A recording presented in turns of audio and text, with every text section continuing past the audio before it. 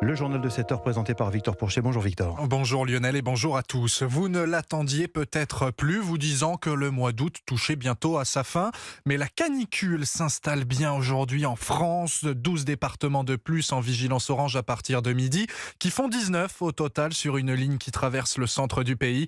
Une canicule tardive, oui, mais intense et qui va persister pendant près d'une semaine, Louise Salé. Oui, c'est malheureusement quelque chose d'assez attendu, même à cette période tardive de l'été. Lauriane Batté est climatologue à Météo France. Les projections climatiques indiquent que de tels épisodes pourraient s'avérer plus fréquents, mais également sur une durée et une période temporelle élargie. C'est donc pas étonnant de constater l'apparition de vagues de chaleur au-delà du 15 août. Sur l'ensemble de la saison estivale, on devrait voir le nombre de jours en vagues de chaleur doubler, voire même être multiplié par un facteur allant de 5 à 10 en fin de siècle par rapport à un climat de la fin du XXe siècle. Les températures élevées persistaient jusqu'à mercredi avec des pics de chaleur attendus en début de semaine prochaine.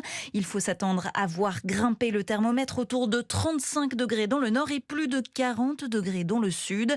Et ce qui nous permettra peut-être de respirer en fin de semaine prochaine, eh bien c'est une éventuelle dégradation orageuse qui est attendue pour jeudi. Les explications de Louise Salé pour Europe 1. À l'étranger, le chef de l'agence de gestion des crises d'Hawaï démissionne. On l'a appris cette nuit. Il était au cœur des critiques sur la manière dont les autorités américaines ont traité les incendies qui ont fait plus de 110 morts sur l'archipel. Les sirènes d'alarme n'avaient par exemple pas retenti dans la ville de Lahaina. Les autorités canadiennes, elles, ont bien donné l'ordre aux habitants de Yellowknife d'évacuer. 20 000 personnes prennent la route en ce moment même pour échapper aux flammes du Nord. Par les airs d'abord, l'aéroport de cette grande ville du Nord-Ouest a pris d'assaut cette nuit, avec leurs voitures aussi sur l'unique axe qui mène au sud. C'est le cas d'Isabelle de Grandpré. Avec ses 3 enfants, ils ont parcouru plus de 1500 km, laissant derrière eux tout ce qu'ils possédaient. C'était vraiment angoissant de penser qu'on était entouré de feux de forêt avec le seul accès possible pour sortir qui était bloqué par le feu. Puis on est quand même 20 000 personnes à partir en même temps sur un seul chemin. Puis aussi, l'autre chose à savoir, c'est que sur la route, sur 700 km, avant, on avait 2 stations d'essence pour se ravitailler, mais une des stations d'essence est passée au feu dans le village d'Enterprise. Donc, la seule place pour mettre de l'essence, il y en avait juste une sur le bord de la route. Et puis là, il y avait des files d'attente monstres pour pouvoir être capable de mettre de l'essence pour pouvoir continuer le chemin. Aujourd'hui, on prend un peu conscience de, OK, notre maison est à risque, là, ça se peut qu'on perde tout, on n'a pas aucune idée, on essaie de protéger la maison du feu comme on peut, mais il a fallu partir vite. On est quand même un peu stressé d'être sûr que tout le monde est en sécurité et puis que notre maison brûle. Le témoignage recueilli par Alexandre Lepoutre pour Europe 1. La Russie a affirmé avoir détruit ce matin des drones ukrainiens à Moscou et en mer Noire, 2 lieux où les attaques de ce type se sont multipliées ces dernières semaines. L'un des drones est tombé sur le centre d'exposition de la capitale qui accueille des salons professionnels. Europe 1, 7h04. Cette bonne nouvelle maintenant pour le secteur aérien. Les aéroports parisiens retrouvent des couleurs. Quelques 9,8 millions de passagers ont transité en juillet par les aéroports de Charles de Gaulle et d'Orly, une augmentation de leur fréquentation de 7,5% sur un an selon le groupe ADP, si bien que l'on se rapproche des niveaux d'avant Covid, Margot Faudéré. Oui, le nombre de passagers à destination ou au départ de Roissy-Charles de Gaulle a atteint 88,5% de son niveau de 2019. À Orly, le niveau d'avant Covid a carrément été dépassé. Pendant la pandémie, certains prédisaient un monde sans avion. Au contraire, selon Jacques Pavot, ancien directeur général de l'Institut du transport aérien, l'envie de voyager est repartie de plus belle. Les gens ont souffert des confinements. Il y a eu une frénésie de voyage pour rattraper le retard. Peut-être aussi que les gens avaient fait des économies pendant les confinements et ils se sont un peu lâchés cette année. Pourtant, le trafic aérien a connu son lot de surprises au mois de juillet. Une panne informatique à Orly a lourdement ralenti le traitement des bagages fin juillet. Des grèves ont aussi touché plusieurs aéroports européens, mais pas de quoi impacter la fréquentation dans les aéroports parisiens, explique Xavier Titelman, spécialiste du secteur. Tout ça fait que On aurait pu faire encore mieux, mais structurellement, de toute façon, on est sur une croissance. Et puis tous les ans, il y a toujours quelques petites grèves. Et on verra bien l'année prochaine. Reste à savoir si cette hausse de la fréquentation se poursuivra dans les prochaines années. Si les compagnies s'attendent à un triplement du trafic aérien d'ici à 2050, la hausse des prix du carburant et des billets pourrait limiter cet essor. Margot Faudéré pour Europe 1. Vous avez peut-être plutôt choisi la route en ce week-end de chassé-croisé. C'est rouge ce vendredi dans le sens des retours dans le sud-est, orange partout ailleurs. À la Baule, hier soir, ce morceau chanté par Julien Clerc prenait un sens particulièrement émouvant. Comment tu vas? Car moi tu vois, je pense à toi, je pense à toi. Comme adressé directement à son frère, l'ancien journaliste d'Europe 1 Gérard Leclerc, mort dans un accident d'avion mardi. Il se rendait justement dans la ville pour assister à ce concert.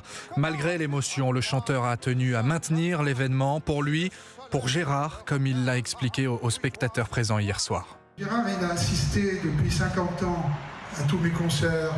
Et vous savez, c'est agréable d'être admiré par son petit frère.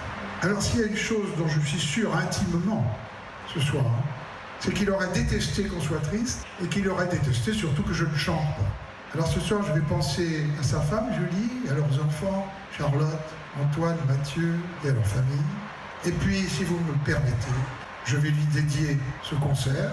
Je vais chanter pour dire à mon frère que je l'aime. Et comme toujours, depuis si longtemps, je vais vous remercier d'être ici. Et je vous souhaite une bonne soirée. Julien Clerc, hier soir à la Baule. Et on adresse une nouvelle fois nos pensées, bien sûr, à la famille de Gérard Leclerc et à Julie. Il est 7h07, la suite du journal sur Europe 1. Victor Pourchet, Lionel Gougelot. Tout autre chose à présent, la ville de Paris, Paris qui fait les comptes de sa lutte anti-Airbnb. Le géant de la location immobilière entre particuliers, le nombre d'amendes infligées aux propriétaires ne respectant pas la réglementation a baissé depuis 2 ans, mais le montant des amendes, lui, est plus lourd, un signe pour la ville que le système fonctionne et que le juge est de plus en plus sévère. Les explications avec Alexandra Gégy. À Paris, une trentaine d'agents contrôlent les locations Airbnb, épluchent les annonces puis se rendent sur place pour traquer les fraudeurs. Le but, veiller à ce que le logement soit la résidence principale du propriétaire et surtout qu'il ne soit pas disponible à la location plus de 120 jours par an. Des contrôles accrus à l'approche des grands événements comme la Coupe du Monde de rugby et les JO en 2024 et des amendes plus lourdes, explique Yann Brossat, adjoint à la maire de Paris en charge du logement. Il y a encore quelques années, il y a des propriétaires qui louaient leur logement frauduleusement sur Airbnb et qui étaient condamnés à 500 €. Aujourd'hui, les condamnations, elles sont en moyenne de 20 000 €. Donc les juges sont beaucoup plus sévères. Ils considèrent qu'aujourd'hui, un propriétaire qui fraude le fait en connaissance de cause. Une fois l'amende infligée, de nouveaux contrôles visent à vérifier que les logements sont remis en location classique, c'est-à-dire à l'année. Quelques milliers de logements sont concernés selon Yann Brossat. Ces logements sont très souvent circonscrits géographiquement. C'est Montmartre, le Marais et c'est les abords de la Tour Eiffel qui représentent plus de 90% des amendes qui ont été infligées ces dernières années. Et la législation pourrait se durcir. 2 sénateurs Renaissance et PCF proposent de diviser par 2 le nombre de nuitées. Elle passerait de 120 à 60 par an. Alexandra Gégy pour Europe 1. Alexandra qui évoquait la Coupe du Monde de rugby. Sachez que le championnat de France du top 14 redémarre lui ce soir. Bayonne-Toulouse, ce sera à 21h05. Et en football, tout un club, toute une ville, presque même toute une région pousse un grand ouf de soulagement depuis hier. Le FC Sochaux-Montbéliard a été maintenu par les instances dans le championnat national après 2 semaines sous la menace de voir leur club disparaître à cause de problèmes financiers. Écoutez la réaction de Lionel Mauguin, président de l'association de supporters Les Parigots de Sochaux. C'est un soulagement, c'est une émotion incommensurable. Ça a été une délivrance, une joie. Beaucoup d'entre nous ont vraiment versé leurs larmes parce que ça fait presque un mois qu'on est dans l'angoisse de la disparition du club. Et là, avec cette décision, on sauve le statut professionnel du FC Sochaux et on sauve le centre de formation. Et surtout, on repart avec une équipe franc-comtoise, des racines, des investisseurs qui croient en club, les supporters qui vont rentrer au conseil d'administration ainsi que les collectivités locales. Donc, il y a 500 000 € qui ont été réunis par les supporters dont on fait partie. Supporters franc-comtois, mais à travers la France et le monde entier même. On est passé d'un cauchemar affreux eux à une sorte de rêve. Voilà, un supporter socialien rassuré. Et puis je vous signale aussi que c'est le début de la deuxième journée de Ligue 1 ce soir. FC Metz contre Olympique de Marseille, ce sera à 21h. On suivra ça. Merci Victor Pourchet.